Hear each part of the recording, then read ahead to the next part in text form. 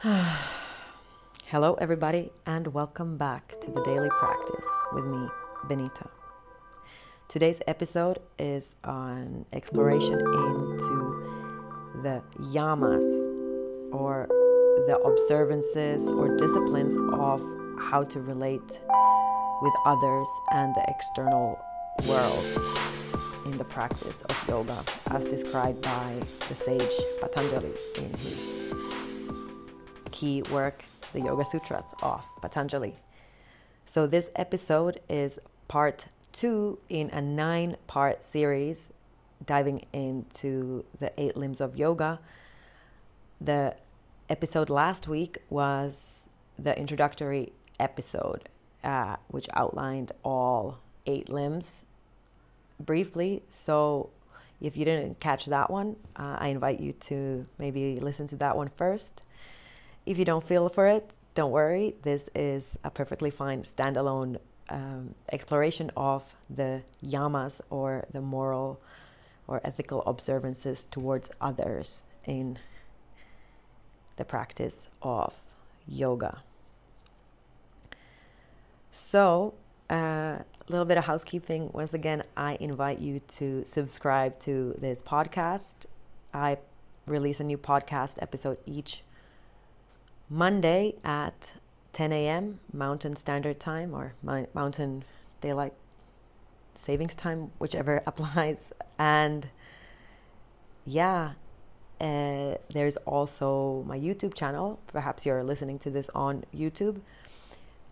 But on the same channel, you can also find new yoga or meditation or practice videos each Friday morning at 7 a.m. So be sure to check those out too. And I am also relatively active on Twitter, or X. So you can follow me there at BSM Bird, or you can just search for Daily Practice with Benita and my profile should come up. So let's begin. So just a brief context. Yama is Sanskrit, and Sanskrit is the ancient, or actually it's one of the most ancient written languages that still exist, according to most people, or a lot of historians or linguists. And it's, like I said, it translates roughly to ethical disciplines, or how to relate to the world around us. And it is very clearly stated in the Yoga Sutras of Patanjali: Ahimsa, Satya, Asteya, Brahmacharya, Aparigraha. These are the restraints. So you can think of these yamas as the roots of the tree of yoga.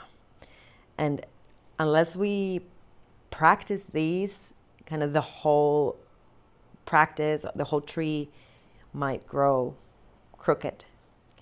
But it is also interesting and important to realize that the 8 limbs aren't steps in a program. So when we practice one, naturally the other limbs develop. But the yamas and the niyamas especially are ones that, once we find more purity in body through the practice of postures and breathing, these kind of naturally occur, because it's hard to have a pure physical body and attain that kind of alignment without actually impacting also the mental, spiritual, energetic aspects and the moral ones that we're talking about today. So, like I mentioned, the Yoga Sutras of Patanjali, where the description of these yamas are found, are often dated to around 400 after Christ, or Common Era, depending on how you want to call it. And they are definitely written, or they are attributed to Patanjali, but these are really drawing on older already existing Vedic traditions that were present in India around that time. In India and in yoga, they are considered as universal vows, in Sanskrit called Mahavrata, and they are meant for all people regardless of time, place, or social status. So interestingly, I've, in this context of publishing that previous podcast episode outlining the 8 limbs of yoga, I got into some conversations, arguments even on Twitter about whether or not the practice of yoga is compatible with Christianity. And a lot of Christians might say absolutely not. Some say, of course it is, and especially people who are more inclined to some kind of mystical or perhaps Gnostic Christianity, for sure, are often friendlier towards the yogic tradition and recognize and value the teachings of people like Patanjali and these kind of practices. So essentially, we could contrast these yamas to the 10 commandments, which are ethical guidelines before spiritual practices. But it's important to note that the yamas are not as much as the 10 commandments, like divine decrees. They are more akin to inner disciplines that naturally align us with truth and the divine. So just as Christians might read the Bible and look to something like love thy neighbor as thyself as a guiding moral compass, somebody who's on the path of yoga will look at the yamas as a living practice. So let's get into it. What are the 5 yamas? What are the 5 restraints or observances as described by Patanjali? The first one, Ahimsa, or non-violence. So once again, it comes, all these words that you might not recognize as English are Sanskrit. And in Sanskrit, Ahimsa means no harm. So is negation and himsa means harm. So it's no harm, not doing harm. And it's important to note here that its significance reaches beyond just physical harm or physical violence or physical hurting another person or being. This includes words, thoughts, and including how you talk to yourself or think about yourself. In the Yoga Sutra 235 is written, in the presence of one firmly established in non-violence, all hostility ceases.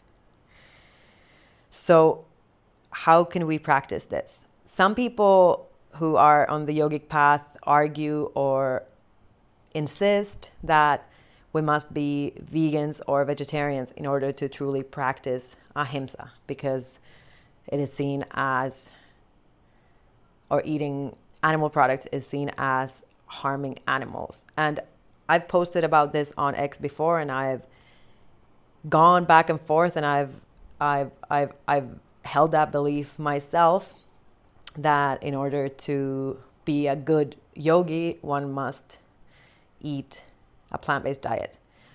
Personally, that plant-based diet was causing me harm, and I wasn't able to get all the nourishment I need or that my child needs when I was pregnant and or nursing.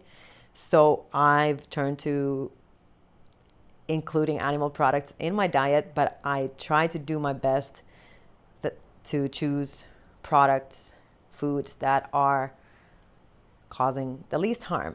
Okay, humanely raised animals, honey, eggs, all things that are given to us in this creation, in this world, and also recognizing that when we try really hard to be vegan in order to practice ahimsa, a lot of the times those foods that we end up consuming, whether it's grains, soy, beans, legumes, a lot of these monocrop products or farms, monocrop industrial grade agriculture is actually killing a lot of habitats. It's destroying the places where a lot of animals live. So sometimes actually we end up causing more suffering and more harm to animals by exclusively eating vegan foods. Not to mention the fact that a lot of these so-called plant-based meats or products might contain a lot of weird stuff to make them taste a certain way, or they are heavily processed and they're not really appropriate nutrition. But this is a whole other topic. I was just gonna mention that according to some yogis, ahimsa definitely means vegan diet. Others, like myself, have gone through that cycle, and I've recognized that in order to not harm myself and to nourish myself and my family properly, I have chosen to include animal products in my diet. So, but like I mentioned, this principle of ahimsa isn't just about physical harm. It's not just about hurting or killing. It's also talking. It's also speech. It's also thought. So as much as possible, we try to keep our thoughts gentle, pure, kind. And sometimes controlling your thoughts is hard, but that's truly the practice of yoga. Is yoga chitta vritti nirodha. Yoga is the control of the thoughts, or yoga is the cessation of the movements of the mind. That's also written in the same text of Patanjali. And if you're having a hard time controlling your thoughts, then at least we can have a little bit more control of the stuff that comes out of our mouths. And of course, everybody has tendencies to do mistakes here too. So I know that when I'm in the heat of the moment, and if I'm angry or upset or stressed or tired or hungry or hangry or anything, it's sometimes hard to hold your tongue, and we say hurtful things. But that's why it is a practice. So to practice ahimsa, it's also to be kind to ourselves. If you have hurt somebody with your words or your actions, acknowledge it, apologize to yourself, and forgive yourself.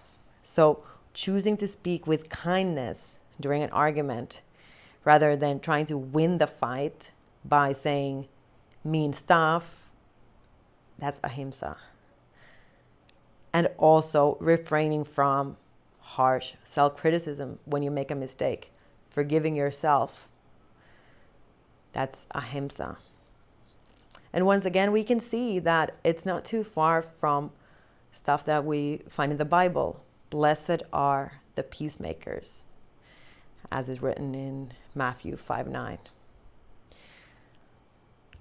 So moving forward, you can try to do your best to practice ahimsa through action, word, what you consume, and probably you'll have a more peaceful, joyful existence for that.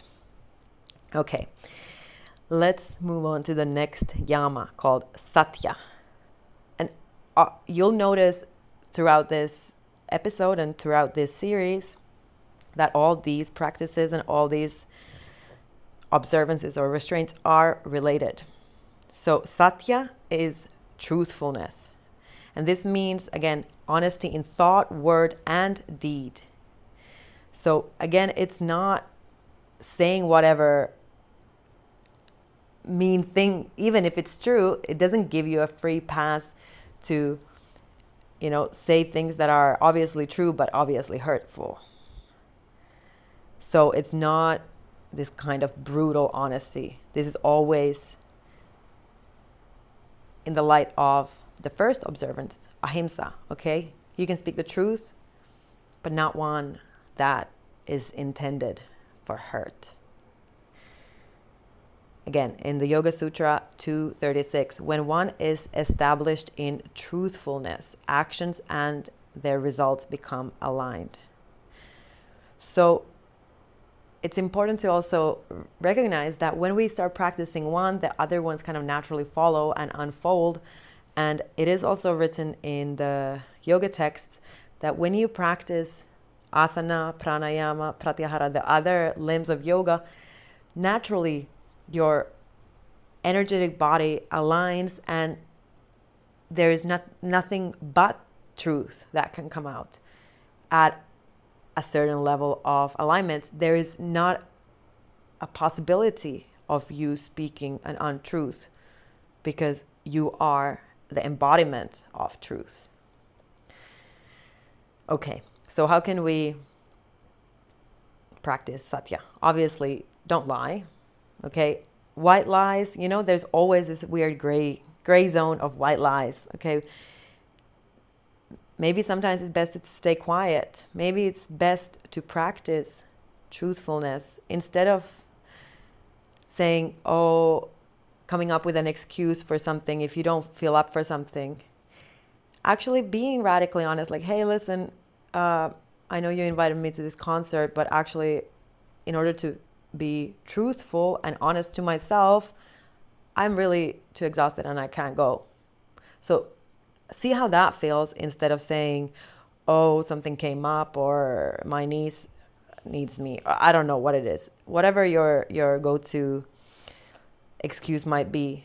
Like, instead of coming up with a half-truth, just stay aligned and notice yourself lifting up and feeling more coherent and noticing the peace that arises from actually speaking the truth.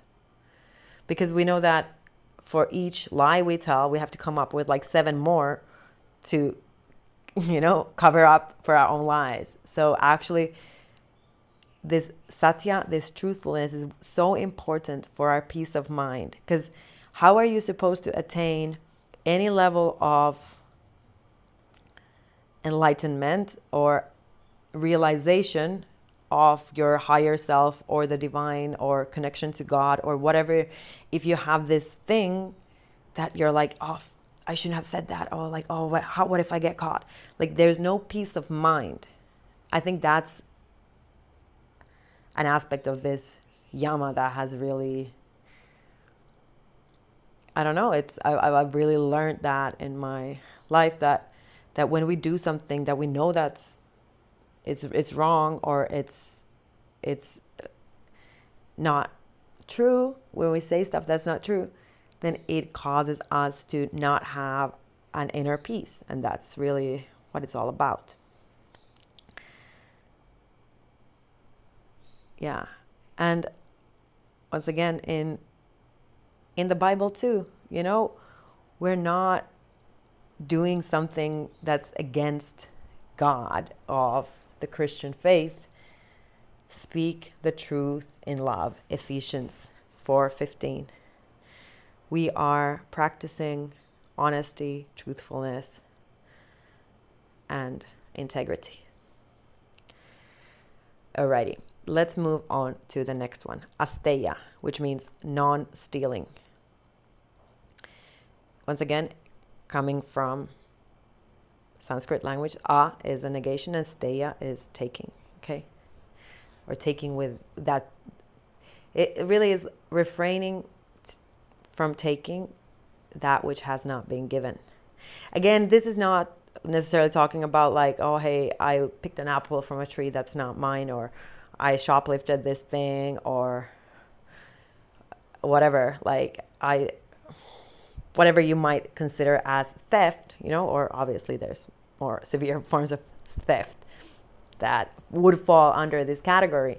But this is also stealing or taking time that has not been given, energy that's not freely offered, ideas or joy from other people. In the Yoga Sutra 237, it says, when one is established in non-stealing, all jewels manifest. When we practice not taking that which has not been given, we actually receive more. Because stealing is always, it's a scarcity mentality. It means that you think that you have to take something because you don't have enough as it is. It means that you're like grasping for stuff because you're operating from a place of lack.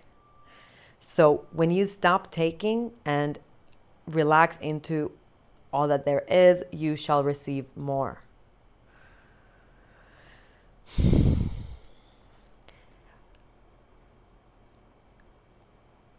Also, like I mentioned, it's not just about stuff, it's about thoughts, ideas, plagiarism. You know, I had a situation some time ago, several years ago, when I was working for a yoga studio, and I had set up my own website, and the lady whose studio I was teaching at, she basically copy pasted my website, and then she would even claim that she didn't. So she was actually running a yoga studio, but at the same time she was not only stealing but also lying. So she was definitely not practicing Asteya nor Satya.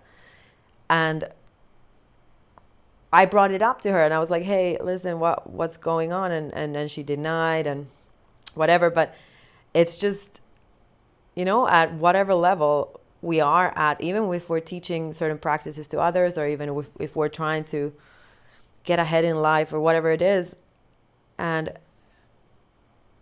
it's just bad vibes also.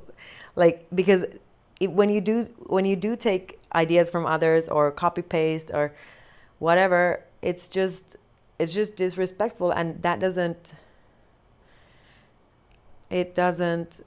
build trust. It doesn't generate authentic, loving, kind, respectful relationships, whether it's in professional life or family or studying or whatever it is. So yeah, I think it's really useful to expand this idea of Asteya to all the different layers or aspects of our lives. So let's not take credit for someone's idea at work or at home or wherever it is. Always giving credit where it's due.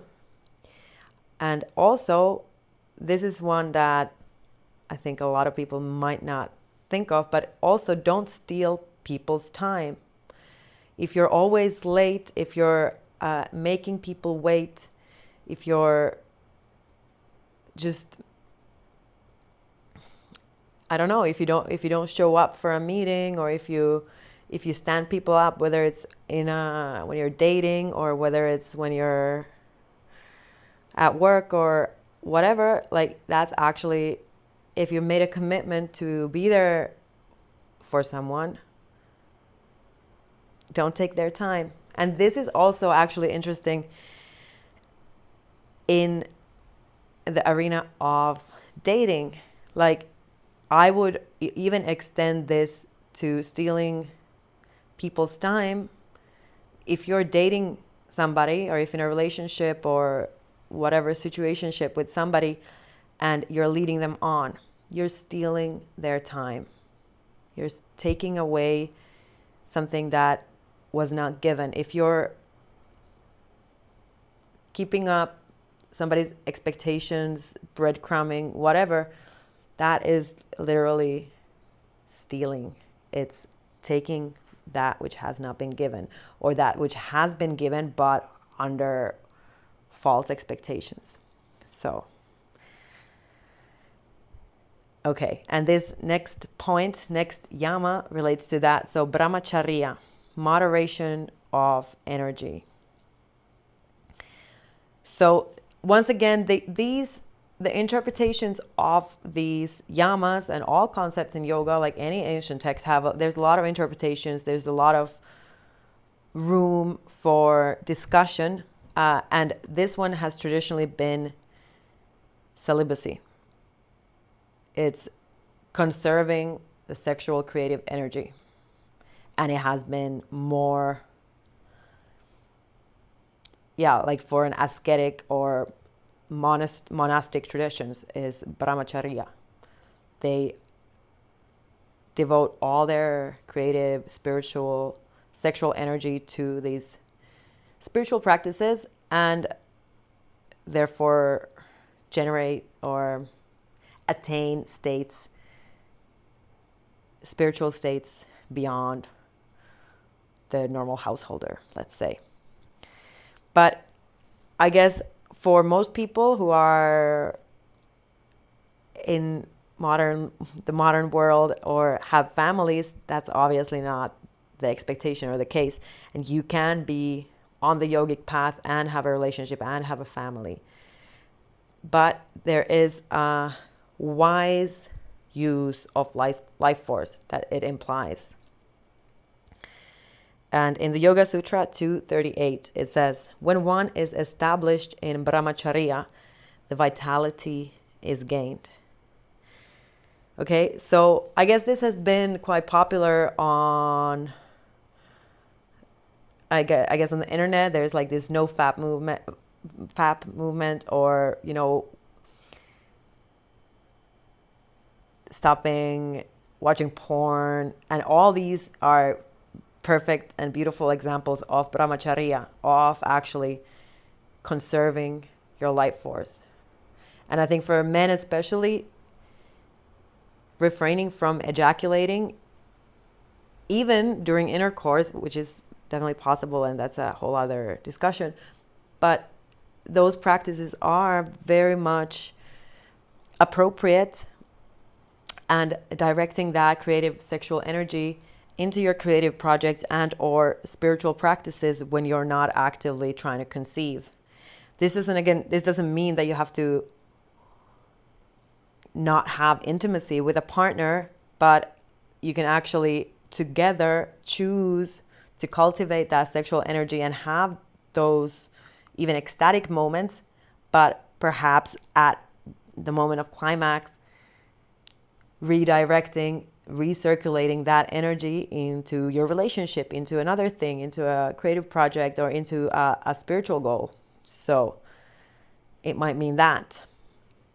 Another thing that's much more, let's say, mundane is like not giving your attention away, not giving your most precious gift to doom scrolling or comparing yourself to people on Instagram or whatever it is, or, binge watching some show on Netflix.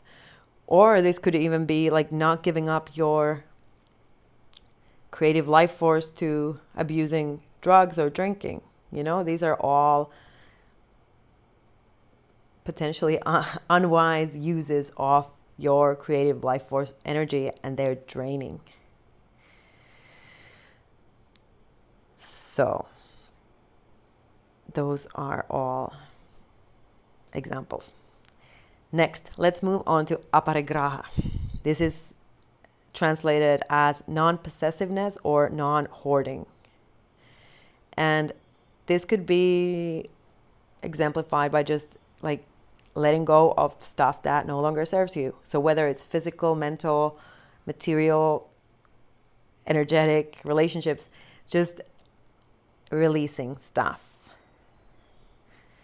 In the Yoga Sutra 239 is written, when one is free from greed, the knowledge of the why and how of existence becomes available.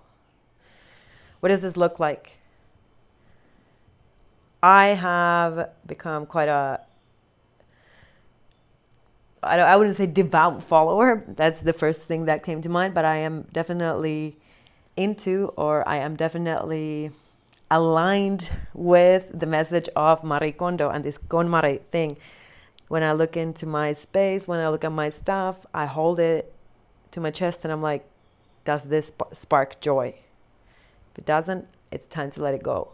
Do that with your relationships. Do that with Maybe it's your workplace, or maybe it is whatever aspects of your life. Maybe it's a friendship, maybe it's a relationship, maybe whatever it is, just recognizing the things that actually spark joy, that actually uplift you and feel appropriate and good for you in this part of your life. And those things that which do not serve you, let them go. Also, if you lose something, try not to stress about it. This is hard. Okay, of course we lose things, people, friends, personal items that we are attached to. But that's when we practice Aparigraha. Let go. I had a situation several years ago. I was still studying at the University of Helsinki, and I was in this course, basically with philosophy, metaphysics, and I was really into studying all this stuff and reading about all these different interpretations of continuity, blah, blah, blah, all these things. And as I was sitting on the beach, I had all my study materials with me. I had a big chunky book on metaphysics, and I had my MacBook right there with all my study notes, all my everything, and a huge big wave, just rogue wave, washed over me, and that was the death of my laptop and also of my other study materials. And in the moment, I was, of course, bummed because it was an expensive piece of technology that I lost. But also, it came to teach me, okay, this is not for you right now. I didn't cry about it too much. I might have been, a little bit shocked or annoyed. But then I was like, oh, okay, that was actually a time where I needed to be focusing on other stuff in my life. So I needed to let something go to make space for something else. So it's important to let stuff go. You can never lose what truly belongs to you. And once again, to note that these practices are not against the Christian faith. We can read in the Bible, do not store up treasures on earth, like it's written in Matthew 6:19. Let stuff go. Okay. How can we integrate all these yamas? Well, I've already given you examples of how practicing these might look.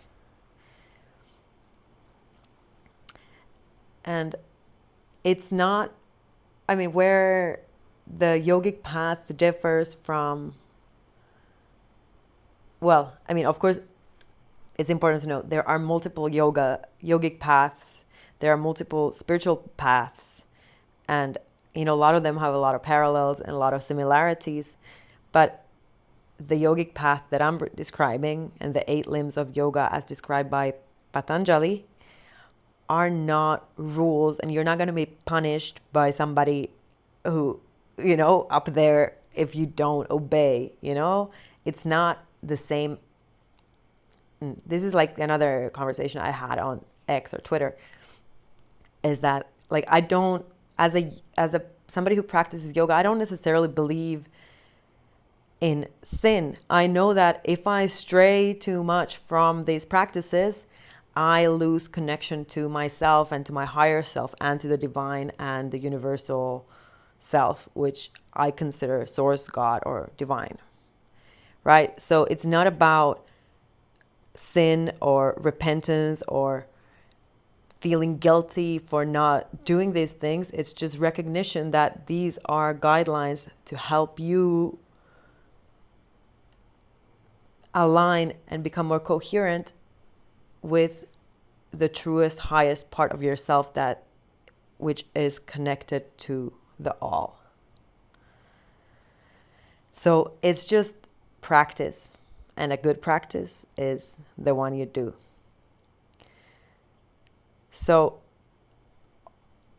noticing, just becoming aware of these yamas help you notice. Also, you might already be doing that stuff in your everyday life. You might be already practicing it. Or you might, now that you're more aware, you might notice, oh, hey, maybe this is a place where I can let go. Oh, hey, maybe my life actually becomes better, easier, and more aligned if I actually speak the truth here. Or it becomes better and more peaceful if I hold my tongue here. So, I think that's all. Again, yamas are the ethical foundation of yoga. It's all about how we relate to the external world, how we relate to people, and everything that is outside of us.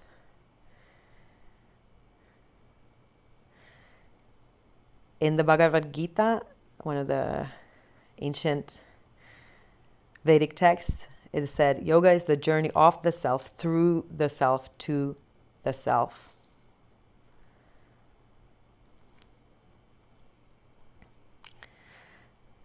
Wow. Thank you so much for tuning in. It has been a pleasure to share this with you. So this has been part 2 of a 9-part series on the 8 limbs of yoga as described by Patanjali in the Yoga Sutras. And next week we are going to be talking about the niyamas, which are the observances or restraints toward ourselves.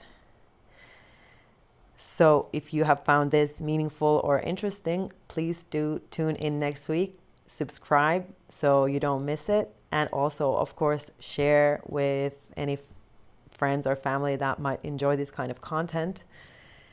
And of course, please do leave a review on Apple Podcasts or wherever you're listening. And if you're watching or listening on YouTube, that's a perfect place to leave a comment, like, and share and subscribe as always.